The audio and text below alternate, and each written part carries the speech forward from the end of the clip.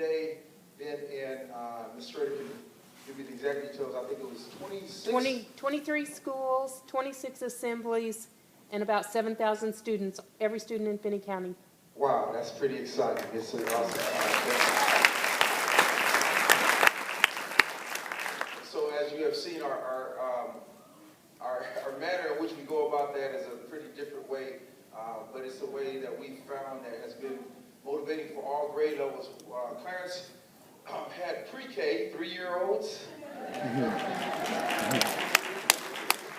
I heard they were amazed that he kept their attention. It was amazing. And then we had 2,000 high school students here. It was awesome. We had a great time. So what I want to do, I want to just kind of let you know what this afternoon will be about. And again, we just want to kind of get right to the point. We got a chance to some unique experiences as those who've heard our introduction, been in over 51 countries. Actually, I've been in 51, Clarence has been in about 35. But schools from very different, a different scope. And it'll be interesting because you're teachers in the U.S. to talk a little bit about what I call global education. We've been in schools, Clarence and I, the edge of the jungles of Brazil, to the edge of the jungles of Bolivia, to the bottom and the Cape of South Africa, to the near the Sahara Desert in Niger, and I am not exaggerating, the temperature gauge was 135 degrees. And teachers throughout Europe, and Clarence has been throughout Eastern Europe, and then I actually had a chance to travel to the Soviet Union before the Soviet system fell. And so it's been interesting to meet educators from every level.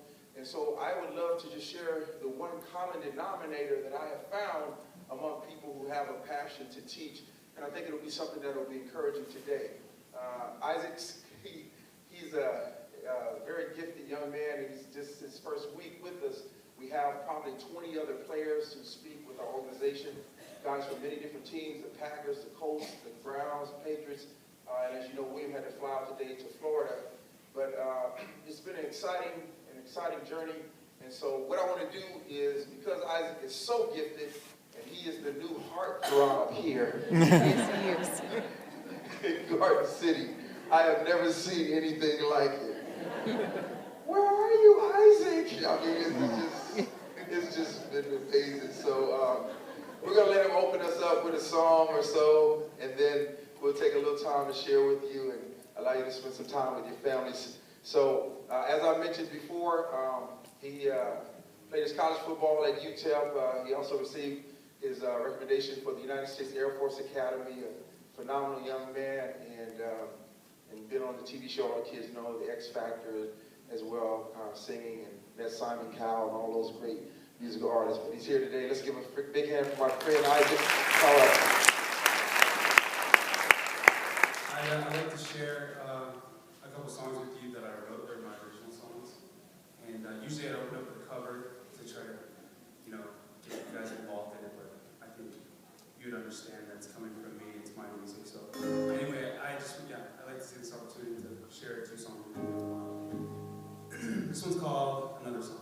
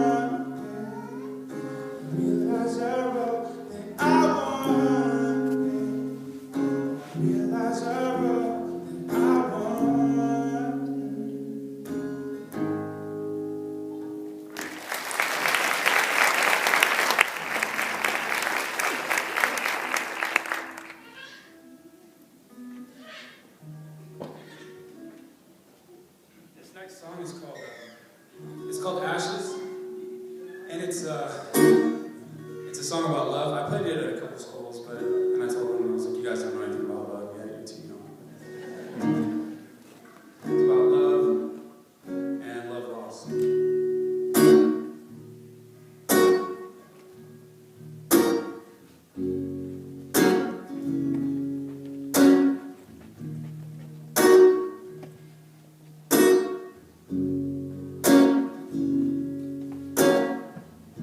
I guess I'm a fool that let you lead me on like a moth to a flame. Oh, an Icarus to the sun. Why do you always lie when you know I'll always try? Why do you always leave it? You're the one that's calling me, the light from the fire, so faithful, desire and beauty, trembling lips. A tear starts together, but what does it matter? Someone else holds you like this. You take all I give you, and you burn it all down.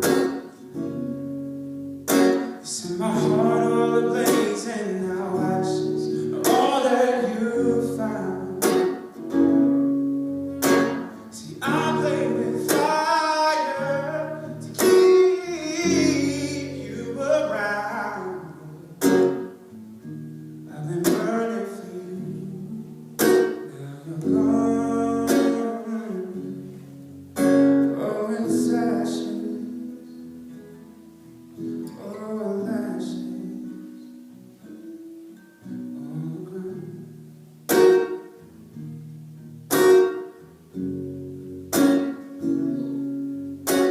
The light from the fire, so faithful, desire and beauty, and trembling lips.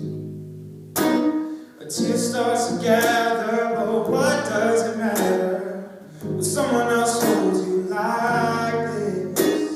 You take all I give you, and you burn it all down. You set my heart all ablaze, and now ashes are all that you found. See, I played with fire to keep you around. I've been burning for you, now you're gone. And it's ashes, oh, ashes on the ground.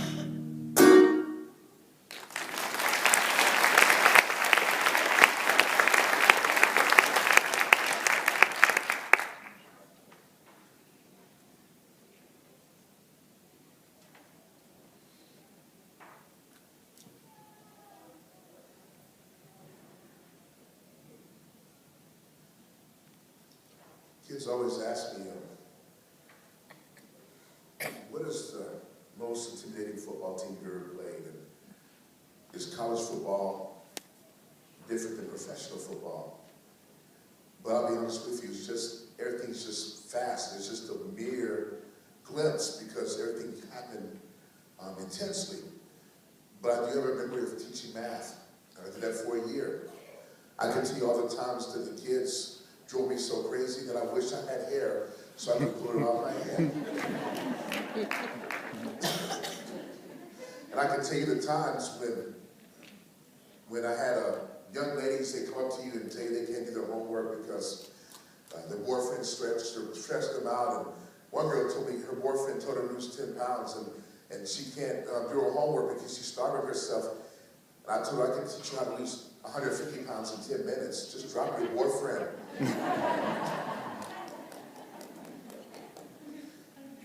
I spoke in an auditorium like this, and there was a town similar to this because I remember we had so many shopping areas in this town, but the nearest airport was 3 hours away. And I remember we decided to drive here because we're saving finances. We said, we're going to take a trip. I flew to Dallas and we drove over here, and it seemed like we're in the middle of nowhere. And then all of a sudden, boom, something appears. First the smell, then the shops. Follow the smell, you're right there. I took a chance because I had a speaking engagement. I've been speaking for 19 years. And I've been married for 15 years. My wife was 7.5 months pregnant.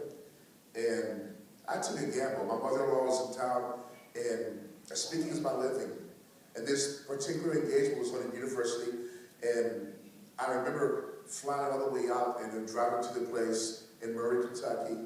And I knew all I got to do was speak for a few minutes and then get back the next morning, and I'll be back in time to see my wife. And my mother-in-law told me not to do it. But she's my mother-in-law. You know, what kind of source is that? Okay, I didn't mean to say that. No, she's a good woman. She really is. But still, but anyway. I made a speech in front of 3,000 students. Went to my room and had a roommate. I'll never forget him. This man and everyone else always complains about my snoring. So he took his earplugs. He did not want to hear me snore at all. He wanted to make sure he gets to sleep before I did. But the man has so much mousse in his hair. His hair was, it was perfection. Perfection, just perfect. I mean, his hair was perfect. Mousse, 28 cans of it. I don't know, it was gel, everything was sitting there. He was a very interesting guy. I got a phone call 3 o'clock in the morning. It was a phone call I did not want to have. It was my wife. Now you have to understand my wife. She's a character. She only weighs 99 3/4 of a pound. She is tiny, 5 feet tall. People always ask me, they talk about having a princess. She's my baby back rib. She is so tiny. I wonder, why do people stare at us? What is the problem? Then I see her reflection. I'm like, oh, yeah, we look different. She is tiny. But don't let that fool you, because she would take you out. I mean, she made you cry. Women are powerful. I don't know if they can do that to men. That's another topic. That's not what we're here today, because she's not here to defend herself. She called me 3 o'clock in the morning. She said, you got to come home. Your son is coming right now. But she said it because she was in labor. She said it with more authority. So I got up, and I'm running around the room, and I'm wondering, what am I going to do? I'm 3 hours away from the airport. And the first thing I'm thinking about, you know, because my skin is darker than most of you in this room, lotion, because I'm very ashy. I'm so ashy.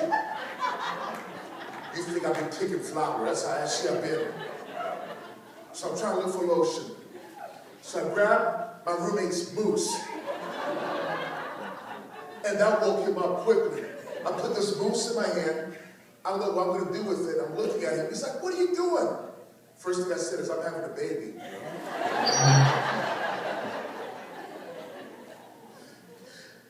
Look at me, mousse in my hair. Yeah, I'm having a baby. He's like, what are you talking about? I said, I'm having a baby. He says, anatomically, that's not possible for you to have a baby. I said, no, my wife is having a baby. Put my mousse down. So I washed the mousse off, and I'm in tears. He gets a guy to hitch the ride for me. And this guy's about 78 years old. He's got through fishing. And he puts me in the car, and he goes 25 miles per hour. He's having a conversation with me about fishing. This is the kind of bait you need to catch bass, to catch brim. I'm thinking, okay, you know, I live in Phoenix. We don't have water in Phoenix. And he says, you ever been noodling before? I've never heard of noodling. Who's ever heard that before? Okay, you know what that is. I'm like, noodling? I mean, I've heard of top ramen, but noodling? He says, you stick your arm in the water, and a fish swallows your arm, you put it out. I'm like, what kind of fish is that? That's a big fish. And I'm thinking, you know, could you go just a little bit faster? So he goes 26 miles per hour. We make it to the airport. It was the longest flight of my life. I get off the plane. I see my mother-in-law. She didn't look too welcoming. And she told me, you're late. Your son was born 2 hours ago. So I put my head down, and she smiles. She says, your son is a very good-looking young man. Would you like to see him? Hold on, I'm getting kind of warm in here. Could you give me a second? I can't help it, man. It's cold outside. All right. I can't look at him, and he is little. He has all this curly hair. I don't know where he got that from. Maybe I used to have curly hair. I don't But I'm looking at his curly hair. His eyes are big. Look, they're popping out of his head. He weighs barely 4 pounds. He is so tiny. I tell everybody this. If I had a bucket of barbecue sauce, I could dip him like a chicken nugget. He is so tiny. I'm looking at him, and his lungs were just strong. He's alert. He's loud. You know, I've never been a father before. I'm looking at him, and I'm saying to myself, how am I going to raise this kid? I'm already late. And he's yelling, he's just loud. And then someone says, I get to put the pacifier in his mouth. I stick it in his mouth, and it's so funny. I kid you not, the pacifier goes in circles in his mouth, and it's like he's about to stick it out, and he's chewing on it like his biscuits and gravy. He's like, and it's funny. I'm looking at him, I'm like, I can relate to this. So then I'm sticking it out, and he cries. I stick it back in, he swallows. I stick it back out, he cries. He put it back in, he's happy. I'm like, Dad, I'm a powerful man. And my wife tells me, keep the baby back. So they kept him for 5 days because he's so tiny. And the day was, when he was born, was September the 6th, 2001. I come home early in the morning. The date is September the 11th, 2001. You know the story. I turn the TV set on. I see a massacre happen within minutes. A plane going 350 miles per hour colliding into a building. And then it happens a few minutes later on the other side. It was not a mistake. And as I was watching, the first thing I thought about is I was standing on top of one of those buildings 3 weeks beforehand. So in my mind, I'm thinking my son could have been fatherless. But then I thought about something else. 3,000 families without a mother or a father, or maybe a mother and a father missing a child. All I got to know is 3,000 families are affected on this particular day. And more than that, it's going to affect the outcome of what my son's life is going to be like. He's going to hear about war the rest of his life. Because I know this is going to carry on. It's going to be a different kind of war. What if he has to fight it? I don't know. All I got to say to myself is, what is life going to be like for him? For some reason, I had an urgency to go to New York. And I caught a flight about 2 weeks later, and I went over there. I went to New York before I went to my speaking engagement, and I flew to another city. And when I went there, it really changed my perspective on a lot of things, not necessarily on our country and those planes, but it changed the perspective of myself. Because when I went there, it's interesting when you see them selling T-shirts, making money off of the event. And as I was walking, you see a woman, and she had this sad music on, and she's painting a mural on this wall. And as I walk further, someone tells me a story, and it says, you need to go speak to this man. And he's holding his hand clenched to a fence. His hand's like a fist, and it's clenched. And he's holding on as tight as he can. And the entire area was just barricaded. And the man had to be about 27 years old, 26 years old. They said he retired quickly. They said for 2 weeks he spent 16 hours a day. And he's going back into that rubble, and he's trying to just dig as much as he can to find 3 of his friends who are firefighters, because he's a firefighter, because he wanted to give them the proper burial for his family. They said he dug, and at the same time he was filled with ash all over his body. His body was covered, and he was murmuring. His mouth was murmuring, but he had plain burnout in his heart. He was just burnt out as he was looking out at that hole. So as I look at that guy, I thought about myself. We're educators. I'm still an educator. We send out information to affect a generation. And in our minds, we know they all have seen the potential. And we hope that they take our words and use it. Because when kids are out there, they're suicidal. A lot of them want to find identity, purpose. And these kids are different than any generation I've ever imagined, because they're willing to die for answers. And a lot of them are trapped and are suffocating. I don't know if it's from their homes, from the past, from confusion, but they're suffocating. And I believe as they're suffocating, all we want them to do is just knock on that rubble that's holding them down. Because a lot of times we're shouting out to them every single day, where are you?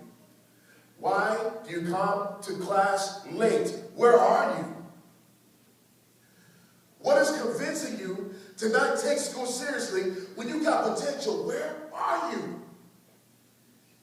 And we look at them and we get frustrated, and sometimes we get callous and we get burnt out, and we're holding on to a fence because we feel like, what does it take to relate to that kid? What can I do to that kid to know that I got an arm that's extended and all I want to do is help?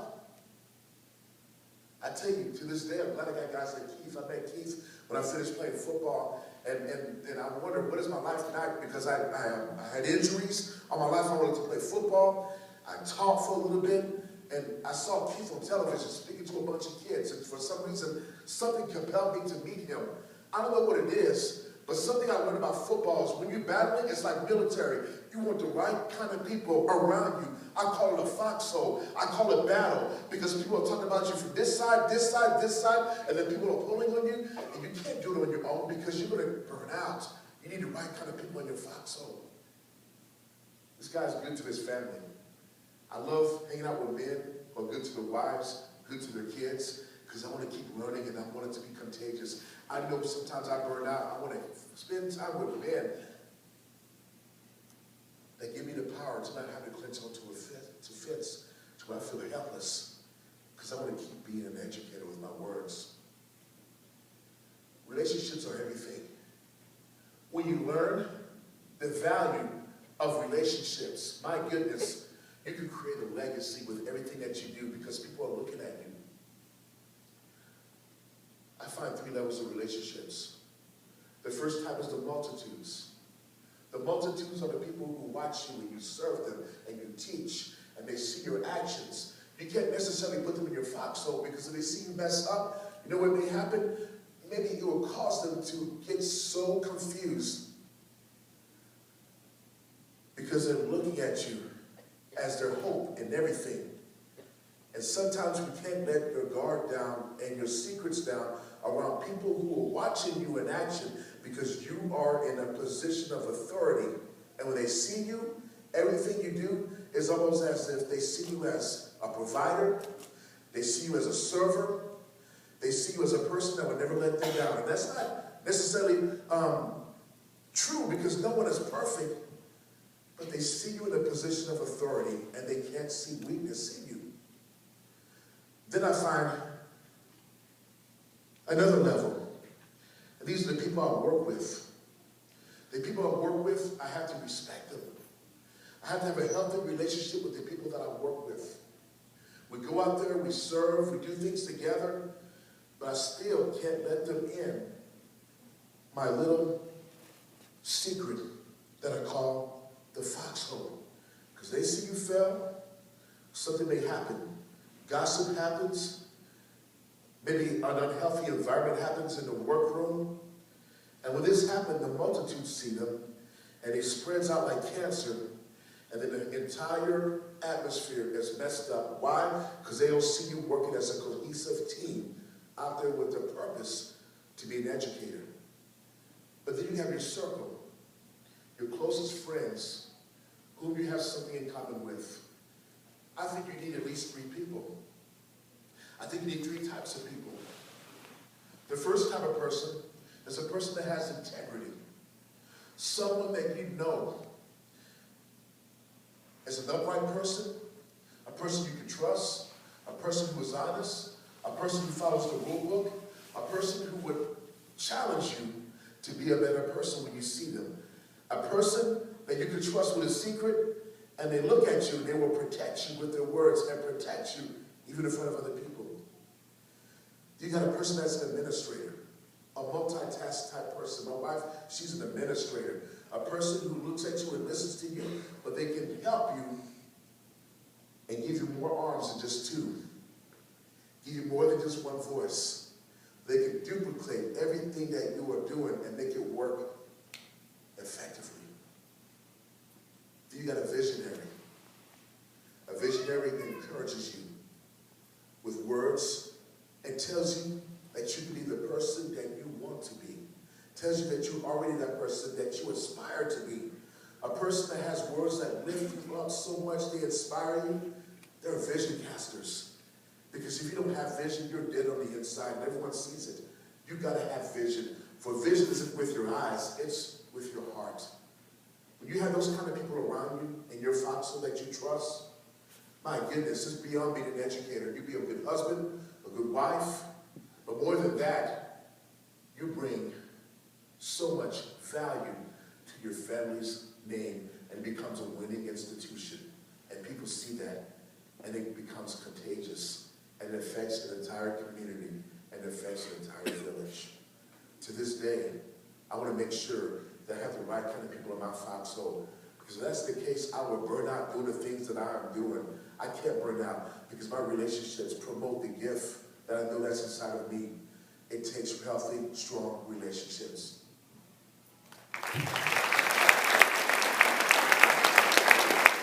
I'll follow up on that point when we're in. We're talking a little bit about burnout because as you heard in all the assemblies, no matter what age level we dealt with this one thing called dream. So I know you're not young people, but we'll say that one word again. So on a count of three, let me hear you say dream. 1, 2, 3. Dream. A little bit more energy. 1, 2, 3. Dream. The great speech in 1963 by the Reverend Dr. Martin Luther King, as you know, 250,000 people were there. They said about 60,000 of the crowd was white because he was a man who was motivating to all races, all colors, and all people. But the speech went simply like this: I have a dream. I got a chance to meet his daughter, and his daughter said something very interesting to me. She said, do you know that my father, at age 28, he collapsed because of utter exhaustion? I thought that was interesting because one thing I found about educators, we all have one thing in common. We're all tired. If you haven't been tired, I don't know if you've really been in the race, but I say sometimes it's just one thing that people have in common. They're tired. The thing was that he did not stay down. He collapsed, but he got back up. And so I'm going to kind of go from that point on. I was in India, and my wife and I and my 2 sons, we were in India. We saw an incredible monument by another person who was a man of influence that changed his nation, actually influenced Dr. Martin Luther King. His name was Mahatma Gandhi. He had a powerful quote, and the quote simply went like this: we must become the change that we desire to see.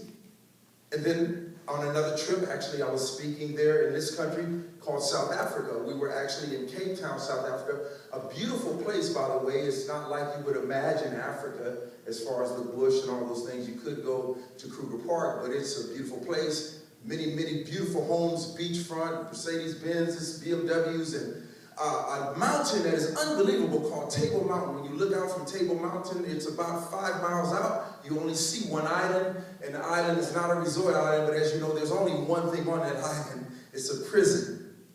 The prison, they call it Robben Island, and we all know that the great man who was in that prison, Nelson Mandela, another Nobel Prize winner, he was in prison, not just that prison, but a couple of other ones that we actually spoke in for 27 years.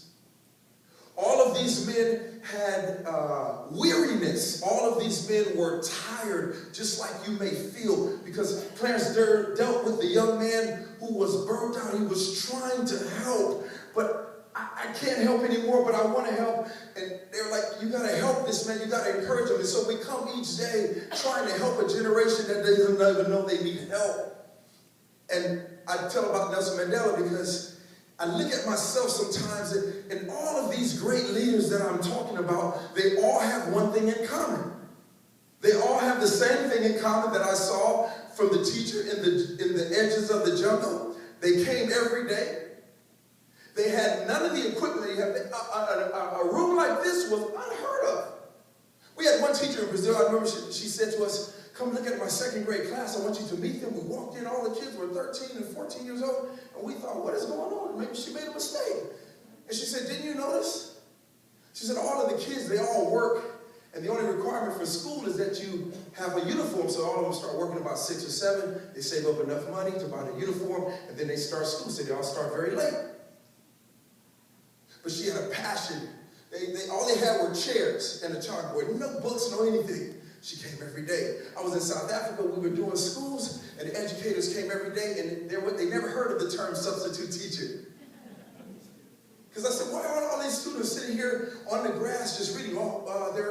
did not show up today. So when the teacher doesn't show up, what happens is there's just no class. But they came each day and then they didn't know when they would be paid. There was no set pay date. It's just sometimes you get paid, sometimes you don't. But they were there, they had this energy, this passion. And I share all that because I was just thinking about Nelson Mandela. He said, no matter what, I can't leave this vision alone. I won't put it aside. I'm not going to leave it. Dr. King said, I may be tired. Mahatma Gandhi says, we can change it. And then I love one man more than anything because I speak this over myself every day, and you have the influence to be a part of that same generation. The great Winston Churchill said it like this. He said, history will speak kindly about me because I intend to write it. You have a great privilege today to write history. No, maybe not a Nobel Prize, maybe not in the newest book, but to write history on the lives of a new generation of young people each day. And so we have to see, it's called perspective. I have an opportunity to impart at whatever level I can. So let me get to that common denominator, that one word that every great person I've met, and I mentioned all males, but there was another lady actually on the other side of India, Calcutta, her name, she was not a big lady. She didn't have muscles. She didn't have a giant chest like Clarence or Forbes, but she had a giant heart of compassion, and she didn't let this thing called bureaucracy and red tape and issues stop her compassion. Because that's what happens. And before I close, I want to talk about what has stolen your joy. Where did the passion go and what you really had when you first started teaching? We all know her name. She was a little lady. Her name was Mother Teresa. But she decided to say, I'm going to just let love continue to flow through me because it's the one thing that can change it. I'm going to write history today. So I want to get to that one word. I want to define the word vision, and then we'll talk about that question. Where did the passion go? I want to talk about the 5 steps of progression. The word vision, I think I mentioned it maybe in one of my assemblies, but I didn't go in detail with it. I'll just try to mention it briefly. The word vision is a very powerful word. Vision. The word vision comes from the Greek word optica. As we know, if we attend or go to an eye doctor, he's called an optometrist. The word optical or vision simply means something in the distance. It's not here yet, but I can see it, and the actual meaning of the word actually means it's coming into view. It's not here yet, but I can see it. The reason I share that simply with you is because I love the analogy of the lady who was blind, and they asked her, she was completely blind, and they said to her, what could be worse than being blind? Her statement was profound. She simply answered and said, what can be worse than being blind? Having sight, but no vision. Sight can only see things as they are, but vision can see what could be. Sight is a function of our eyes, but vision, it is a function of our heart. That means it is the thing that you keep seeing even when your eyes are closed. I see it even though this child is acting a fool, but I see something beyond that. I see something greater at this school, even though it's not to the level that I think it could be, but vision sees what could be.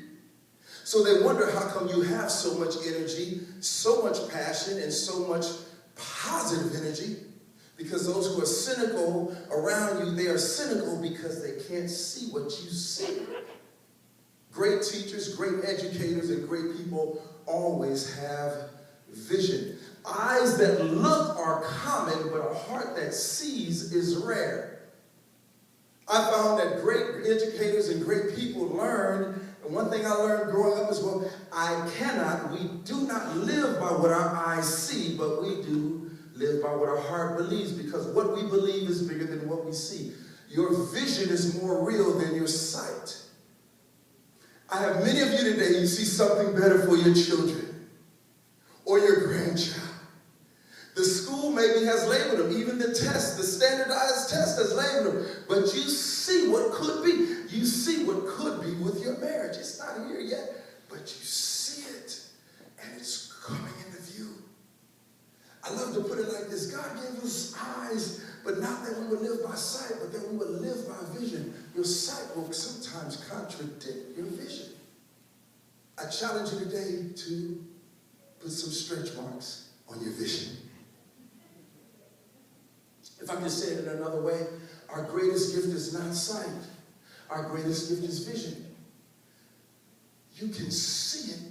It's not here yet, but you can see it. So simply what happens is this. We move, and the question we have to ask ourselves is, when we come to work, are we coming to a job or are we coming to work? Job and work are two distinctly different entities. People say, well, I was going to work. I was going to my job. I was going to work. No.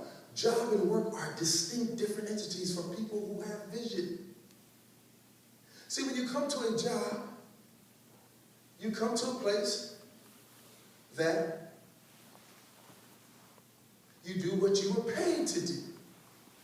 When you come to work, you come to a place and you do what you were born to do. When I come to a job, they pay you for your skill. When I come to work, they may be paying me for my gift. See, you can never retire from work. You can retire from a job but not work, because you cannot retire from a gift. It's always operating in you.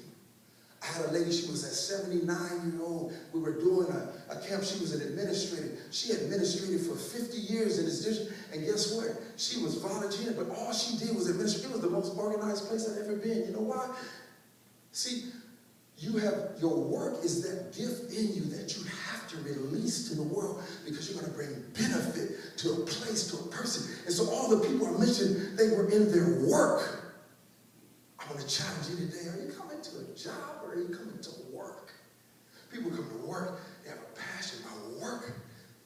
You can never get fired from your work. They can fire you from the job, not your work. This man has a gift. I met a painter, he had a gift. You can fire me, but I'm going to paint my whole life. I'm going to sing, and guess what?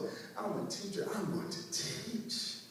I was reading a little bit about a great lady in Black history, Mary Bethune. They have Bethune-Cookman University. They talk about how she started with 4 kids. But they didn't have any chalk, so they just used coal. She had 4 crates, and she began to teach and teach. Went through, taught and helped 4 different presidents. And throughout 4 different presidents in the university, this lady always was teaching. She was releasing her gift, her work. It's like an eagle. When an eagle begins to fly, it's working. But its work is taking, it's like an apple tree or a mango tree. When the seed comes and the seed is released, and you say, work, and now the seeds create a mango tree. I'm here to say to you, your work is that one thing that can bring benefit to a generation. You're not in a job, you're at work. Now, so the question simply is, as I wind this up, I want to call it, one of my mentors taught me this, and it really helped me in my life, because you asked this question, how did I get burned out? Where did my passion go? And he taught me something called the 5 steps of progression. His name was Dr. Edwin Lewis Cole. He had written probably 25 books. He had traveled personally to over 180 nations around the world. I met him when I was a young man without any father in the inner city. Had so many issues, as you heard my story. Many of you heard, I've been to 19 schools. My dad had committed suicide. My mom was an alcoholic. I had so many academic struggles. And now I'm at the University of Southern Cal, and I'm starting at the bottom, but I want to be at the top. I have what Winston Churchill has. I want to write history. I'm becoming a big brother, and I'm going to help other young people come up. I got Dr. Martin Luther King's dream. I got a dream, and I can see it. I want to be the change like Mahatma Gandhi. And I met this man. He was 75. He was Caucasian, and I'm black.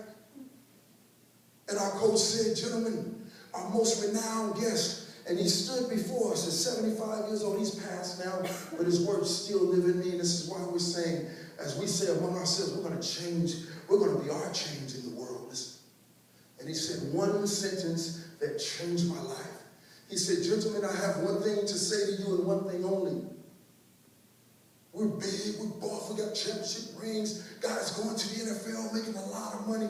He said, winners are very different than losers. Then he stopped for a minute. He said, some of the greatest winners have never played a sport in their life. And then he made this statement that changed me forever. He said, winners are different than losers for one reason. He said, winners always look at what they're going to, and losers always look at what they're going through. Vision. My child may be way here, but I can see them on top. My marriage may be kind of like this, but I can see where it could be. Vision. This classroom, they are not coming up to par, but I got energy, I got creativity because I can see it coming into view. So he taught me the 5 steps of progression. They go like this. He said the first step is something called inspiration. Excuse me, revelation. Revelation is when we see what we have never seen before. It has always been there, but we've never seen it like that. Revelation. Revelation is simply this. Let's get a relational part of view. You see the difference you can make as a teacher. Let's go right from the beginning. You're in college or high school. I want to be a teacher. I want to help young people. I want to help teenagers. I can teach. I can be a benefit to our country. I want to teach. You have revelation. I see the difference I can make. You see it. Or from a relational point of view, maybe you see somebody, you like them. You know what? You see them like you've never seen them before. Wow, they're really, really nice. I didn't realize he was that smart. Wow, he treats me really special. Or I see the sunset. I've never really noticed it. Like I just enjoy the wind, the breeze, the sunset. It's beautiful. I've got a new revelation of seeing something that may have been there, but like never before. The next phase is something called inspiration. After revelation always comes inspiration. Inspiration is where all the creativity comes. I really, really, really like this person. I like them so much, I am inspired to ask them out for a date. Because she fired. You guys heard the story about my wife. She fired me. I love this person. Well, I really like this person. I see them like I've never seen them in life before. Ladies, I'm going to bake him some cookies. The guy is so inspired. He's really a dull, boring guy, but he's writing you poetry. Yeah. Valentine's Day.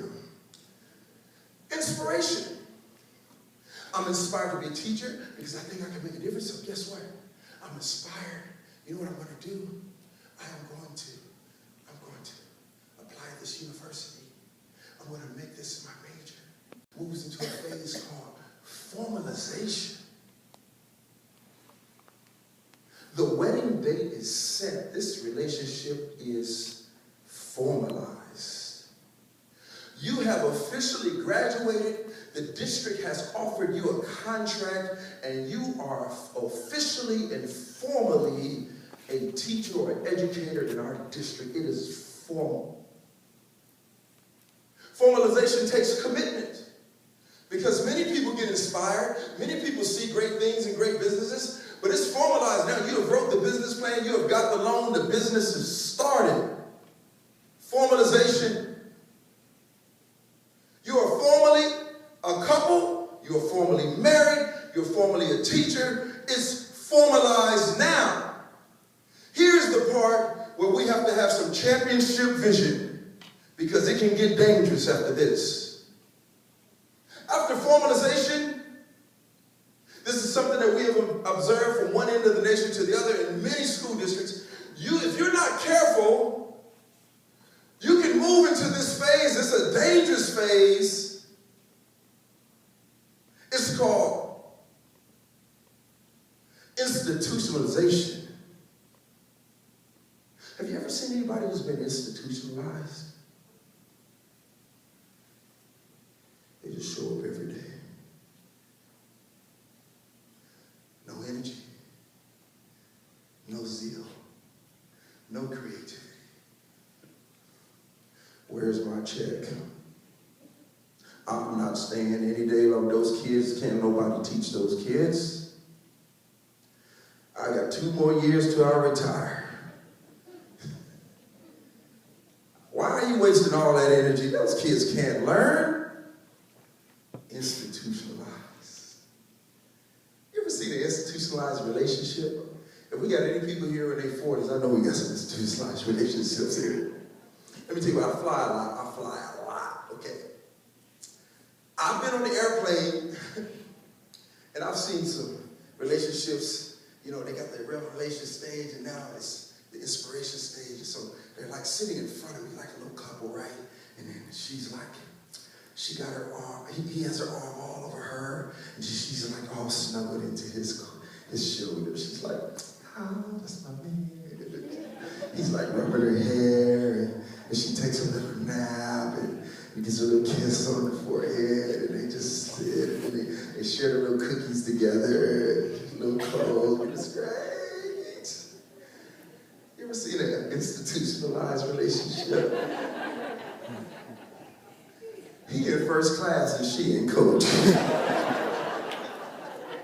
And she happy to be there.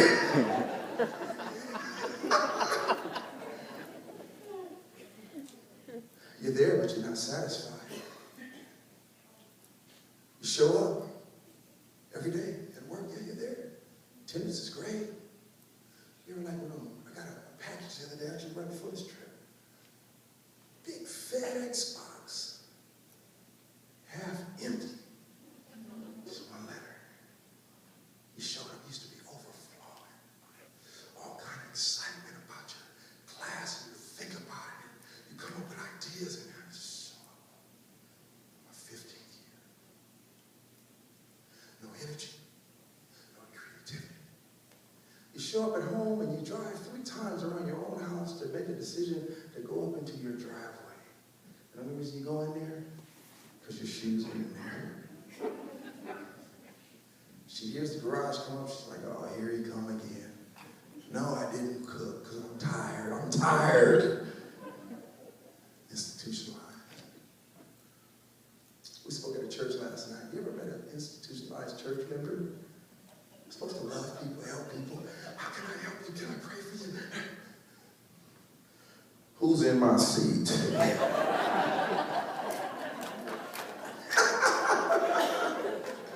That's really like God. You really love me, God. Yeah, I wonder why the kids are not drawn to me. Wonder, institutionalized. Institutionalized. That'll never work. We never did it like that before. I understand what I'm talking about. I've seen it all over the world. It's cross-cultural. Because Dr. Cole was in so many different countries, 180 countries. It didn't matter what language or what culture, it was all the same. It was amazing to watch it in action. And so I'm here today. I really just wanted to share that theme, vision, and then the steps of progression, because I really hate it, because there was a YouTube clip of a kid who just stopped one time and he said, can somebody please just teach me something? And the teacher just tried to give him another handout. And he threw the handout down. He said, I'm tired of this handout. Can you just teach me something? He was in this phase where he was hungry for knowledge and he wanted it, but she was tired. Dr. King was tired, but he got back up. You made me tired too. Get back up. I rise. Winners don't know what they're going to. I see the end result. History is speaking kindly of me. I intend to write it. I had a 6th grade teacher, Mr. Hutchinson. I don't know what it was about him. This man had passion. He had been teaching forever. And you know, he was in the inner city, so you got to understand, this school was rough. He was dealing with the craziness every day. The bureaucracy, the lack of funds, and all this. But I don't know what it was that kept him going. He had vision. He would, every week, sometimes twice a week, he would gather all the boys. It was all black and Hispanic boys. And he would get us in his classroom, and he'd feed us lunch, and he'd buy lunch. And you know what he would do? He would grab his degree, because he had to get his in the Navy, so it took him like 8 years. He had to work really hard. And he'd show us his degree. We had never seen a degree. We're like, wow.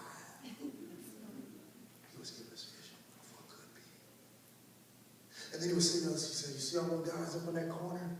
I don't want to see any of you guys up in that corner. We were 5th and 6th grade.